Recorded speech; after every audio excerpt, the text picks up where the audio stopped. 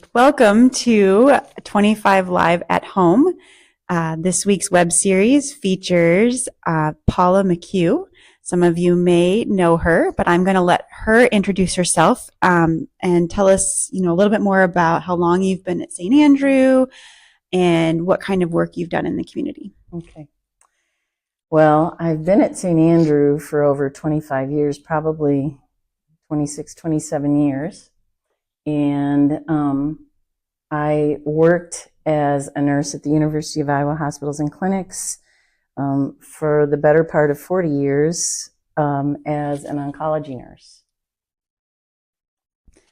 That's quite a job. It's a great job. The reason we brought you here and asked you to join us is because you do such an amazing job with the hospice holiday Lights at the Lake. Could you tell us what hospice does and what that service is? Yes, absolutely. And thank you very much for asking, because, it's really, it's very good of you. St. Andrew has been very supportive of both the birdhouse and holiday lights at the lake. And hospice is, it's end-of-life care for people. And the reason that I got involved in hospice care is that as an oncology nurse, a lot of times, we see great results and people have amazing lives after their treatment. But sometimes people don't live or are not expected to live after their treatment, or their cancer is not cured. And so what we found in the community is that there were no hospice homes. What hospice does is it provides services, so end-of-life services. And by that I mean they will come into your home and guide you in symptom management, in how to care for that person. They can also bring a spiritual guide person in for that. They can bring a minister or a chaplain in. They have a bath aide, but they do not provide 24/7 care for anyone who is dying. And when you go to hospice, you have to have a physician say that you are within 6 months of the end of your life. And that's their best guess. And sometimes, people get into hospice and they have such good care that they actually get better and they get off hospice. But sometimes they don't. And one of the things that hospice does, and I think that that's, as my role as an oncology nurse, is that you help people no matter what the end of their trajectory is. And so you help them prepare for whatever that end game is. And one of the things the birdhouse does is that when we came up with the idea of the birdhouse, it's because there's no hospice in Iowa City. We had these huge, we had great hospitals. We have the VA, we had Mercy at the time, and the University of Iowa, but there was no hospice. Mercy at one point did have a hospice floor, but they didn't have a separate hospice unit. So a group of people got together and said, we need someplace here in Iowa City, because we would have to send people up to Cedar Rapids or to Davenport or to Des Moines for hospice care. Because sometimes what happens is that people can't take care of their loved one at home, or they've been doing it, a lot of times on their own or just with a couple people. And it is exhausting. And especially even if it's a younger person or if it's an older person and you're 80 years old and you're trying to take full care of someone at home, it's very difficult. So we decided we needed something, and that's why we came up with the birdhouse. It's a lovely place. It's a 5-bedroom home that's here right outside. It's in Iowa City, right off Dubuque Street. And it's a great place for people to come when they're at that point. That person can just be the care. They don't have to be the caregiver anymore. They can be the family member. They can be the friend. They can be the person that's just there. They don't have to make all the meals and clean that person up if they, need that. They don't have to do all the things that that person needs, and they can just be there and relax. And there's someone to take care of them as well as someone to take care of their loved one. We help with the end of life, and sometimes people are there for a few days, sometimes a few weeks, some people have been up there up to a year. And so it has been, it's a great place for people to be cared for. Do you also, I've always been curious, explain the name Birdhouse, where that came from? Yes. That is kind of a curious thing. You're right. Well, they're the two people that really worked the hardest on this, because they were both retired, I say that at the time, but, or at least not working, one was not working full-time job, were Carol Tippy and Lois Bird. And Lois Bird had just lost her husband, but they had to go out of town to get hospice care. Okay. And that's why after her husband died, she felt very much like she wanted to. She was a teacher, but she decided that this was something that she was passionate about. And she helped us raise a lot of money toward the Birdhouse, which was very difficult. What people don't know is that the Birdhouse is an independent hospice home. We were the only one, and I don't know, there might be another one in Sioux City at this time in the state of Iowa. Oh, wow. Because all other hospice homes are either run by a hospice or by a hospital. So the Birdhouse, we had to, get donors to give us money to actually buy the house. And then we had to have money to actually get our caregivers and things like that, because of all the support that Lois has given us. And she actually has her husband died of cancer, and she also died of cancer, but the Birdhouse was open at that time, and she died there, I think in 2017. I'm not positive of the date, but before that, because of her huge commitment, we decided to name it, and it's a lovely name. Yeah, it works out really well. Yes. It works out really well. Our next question is maybe how have you witnessed hospice change the lives of those they serve? And you've maybe answered part of this already, but do you have any specific stories? I think that what I've loved so much is that people can become, it's like a family, and you become a part of that family. And one of the things that I did for the first probably 3 or 4 years until COVID, I would volunteer every other weekend to give the other nurse who was there a weekend off. And so I was a part of those periods when people died at the house. And those are very special. And we would have a very special time with people, and we would say to them, is there a special prayer that you would like us to say? Is there a special, and if they weren't a prayerful person, but they were a spiritual person, and we've had people of all backgrounds and, lots of different faith journeys. And, being a part of that was an extremely special thing, but also, while they're still living. I mean, we had one family and I'll never forget this, and I really hope if this person is listening that, it will be okay to share a story, but this person had been a coach at the university, and during the weekend before he passed away, a ton of other coaches and a ton of his players came, and it was like having a tailgate.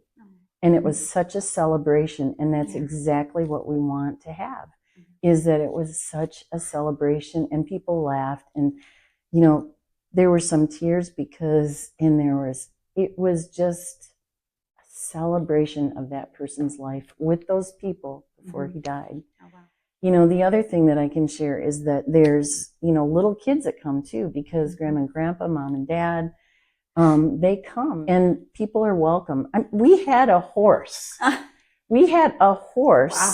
Come to the window. We took the screen out. Yeah. And the horse came actually up to the window and put his head in so that this person could pet the horse. Oh, that means Hospice is a gift to allow the family to love one another instead of being worried and afraid and uncertain in the final moments. I hope so. Yeah, it's been a blessing in our life, and we're thankful for you. we're excited for another year of holiday lights at the lake. Mm-hmm. And for those who aren't familiar with Uh-huh. what that is, would you be willing to share with us what it is and how long it goes and how it supports Birdhouse? Okay. Very good question. That's a big question. About 5 years ago, I mean, I was on the Birdhouse board for a long time, and I only say that because, you know, we went through not having any money, and we went through people not really being able to, you know, it was hard to pay the and in fact, for the first couple months, 3 months, we probably didn't pay the people in charge at the Birdhouse. And so, having been on the board and being involved in this for a period of time, we knew we need to do a significant fundraiser to raise money for the Birdhouse. The other thing that people should know is that insurance doesn't pay for the care that people get there, because it is not, you have to go through, it's a small house. We would have to get Medicare authorization to do that, which is a whole lot more rigmarole to do. We haven't done that. Insurance does, and it wouldn't probably pay anyway, unless we can do, there's some insurance that can, for long-term care, that may pay parts of it. But because of that, and because it costs so much for care, we couldn't charge the patients as much per day as it actually costs to take care of them. Oh, wow. So that's why we still needed to do fundraising. Okay. So given that, one of our board members had a great idea to start, you know, looking at, she's from Dubuque, and so she said, well, you know, they have a drive-through light display up there, so maybe we should do something like that. Right. And we approached different people, and finally we were at a place where we thought, nobody's going to take us. I mean, who could take this big event? And someone said, well, why don't you maybe go to what's out at Solon is McBride, Lake McBride. Oh. And I said, Lake McBride, and then I thought about it, and I said, well, what about Coralville Lake? It's a lot closer. Yeah. And so we went to ask the Army Corps of Engineers if they would partner with us. Yeah. And they said yes. Wow. So they provide our land. They provide all the electricity for us. We provide to them a lot of visitors and a lot of, you would not believe people who've lived here for 20 to 30 years who never knew that there was a campground out on West Overlook Road, right, or that the reservoir was there, or anything like that. I was absolutely astounded when we did this, that people who've lived here so long didn't know about that. Wow. So this bunch of board members, and then, you know, you're a Birdhouse board member, but you're trying to do this big fundraiser. Mm-hmm. So probably in, 4 years ago? Gosh, it's going to be 4 years. It's 3.5 years ago. Mm-hmm. But 4.5 years ago, we started doing this. And so we had our first event 4 years ago. Since then, those people, we've all gotten off the Birdhouse board, and now we are our own nonprofit, mm-hmm, and we are becoming our own 501c3. So we've provided the Birdhouse with well over $200,000 in the past 3 years. Oh, wow. And it does help. I mean, there's lots of projects that we have, you know, sometimes they have asked us, and sometimes we have a certain amount, we have to keep a certain amount in our bank because we rent the lights, and we do that because it's just much easier. Mm-hmm. We purchase some, but we rent most of them. We have a contract with a nationwide company that comes and helps us build the lights. We've built it already this year. We started putting up signs. We have another build weekend coming Saturday, Sunday, Monday. But because those people, and this is a small but mighty group of people, mm-hmm, who work year round to provide this drive-through. Most of the time it's drive-through every Wednesday, except Christmas this year is a walk-through Wednesday. Okay. And those are really fun, yes, as you guys know. Yep. So we have a couple special events. There's a glow night this year and local heroes night, which we've had in the past as well. Right. And local heroes will be all the firefighters and policemen and state troopers and EMTs, and all the rest of it will be there with their equipment, and kids can come and see that as well as see the rest of the display. And glow night, they get a special glow stick or whatever, a glow necklace, whatever, Nice. For that night too. So it's just nice. a lot of fun. We're looking forward to it this year. I know we've been 3 years at least to the walkthrough, and my kids just like walking through, and we'll find our favorite one at the end. We're like, which one was your favorite? And we like all the characters that are roaming around, and seeing Santa and Mrs. Claus at the end and getting hot cocoa. So yeah, it's a lot of fun. It's a really great event. And it was especially great happening during the pandemic, because you could easily social distance. And yeah, it was very good. I liked it. Let me just mention one more thing. This year, we're starting the Wednesday before Thanksgiving. Okay. And so people have asked for more walking Wednesdays. And so we added that. We always we have in the past gone from Thanksgiving night, every night through December 31st, but we are adding the night before. So the Wednesday before Thanksgiving. How can our families or other families help to support this event? What's the best ways that they could do that? Come and see us. Okay. Come and see us. It's very amazing to me, because as a nurse, I never thought that I would be doing this huge event in my retirement. But you get to learn a lot about what's going on at different places. And we are very affordable at $10 per car to go through. And it's $5 per person on a Wednesday to go through. So it's really affordable. The other thing that I want people to know is that I have 10 free tickets. If you can't afford to go, I would love to have people contact me, because I would hand out those tickets in a heartbeat to give to someone who can't do that. And each one of we do a lot of giveaways to other nonprofits. All of our caregivers at the house are given free tickets to go. And each of our board members has 10 free tickets. So we want people to go, whether they actually can pay or not is irrelevant to us. We just want people to go and experience it. And, part of the thing and part of the beauty of this is that there's joy in hospice. There's joy in life. And we want people to know that we're giving our money to the birdhouse, but know that, it's all a part of that joy. And, some of our caregivers from the birdhouse have come and volunteered for us. So what can people do?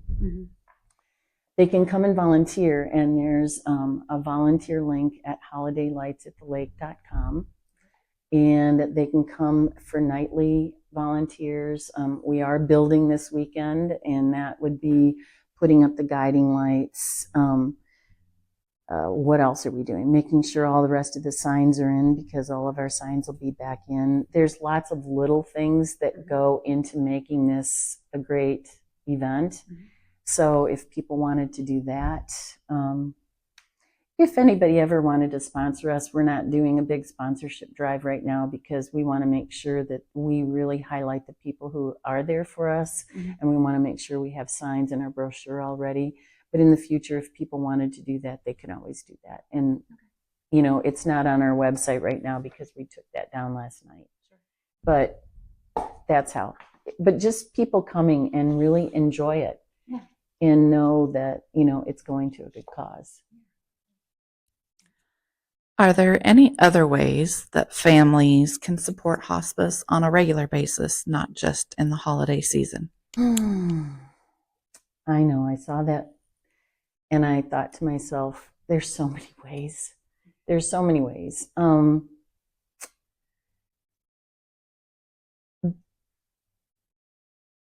Iowa City Hospice, the VNA, are one of the hospices here. That's Visiting Nurses Association? VNA is Visiting Nursing Association, and they and Iowa City Hospice are combined now. I can't even compass this hospice. There's so many Essence of Life. There's so many wonderful hospices around here, and if someone has someone at home and they have extra supplies that are, not utilized after someone has died or after they're off hospice, sometimes, a lot of times hospice can't take those things back. So sometimes you might offer to take them to the birdhouse. What else can they do? There's lots of volunteer opportunities at the birdhouse, and people can just contact them. And that's, I think they might have changed their website. So I would just say, put in, I have to get back to you with that. So I don't want to say something wrong. So but there's lots of different things. I mean, they have people go out and do a lot of projects around the house. They have people bring in meals because we do feed everybody there, whether it's family and friends or it's our guests. We feed everyone. So, also I know that at their website, they do have a donation.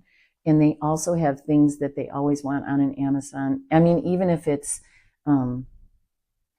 toilet paper or paper towels or something, there's something on their website if they want to donate that. Other times, like I said, people have come in and played instruments at the house if someone wanted to come. And it's, depending on the person and what's going on at the house, I don't know that it would be raucous, but I think it would be kind of, the music would fit the tone of the house at the time. Right. So there's lots of different things people can do. Well, maybe you can send us that link and then we can put it at the bottom. That would be great. Yeah, why don't you do that? I will. I will. Thank you. Because I know I just went to it the other day myself, but I think it's hospicehousejc.com, but I'm not sure. Okay. We can definitely, we can put it at the bottom. Yes. Thank you so much. Yep. Thank you so much for joining us today and you're helping welcome. us to share what hospice is with our families and children, and also helping us to spread the word about holiday lights at the lake and how we can all support you. Well, thank you so much, because you know what? This has been a wonderful opportunity for me to do this as well. We have lots of opportunities. People are going to KCRG, people are going to KCJJ, and all sorts of different things. And it's not my normal. I don't necessarily feel normal, but thank you both, because doing something like this. But this has been a wonderful thing, because St. Andrew's is my family. And it's like talking to you two is like talking to my family. So thank you so much. We feel the same. Thank you. Thanks so much.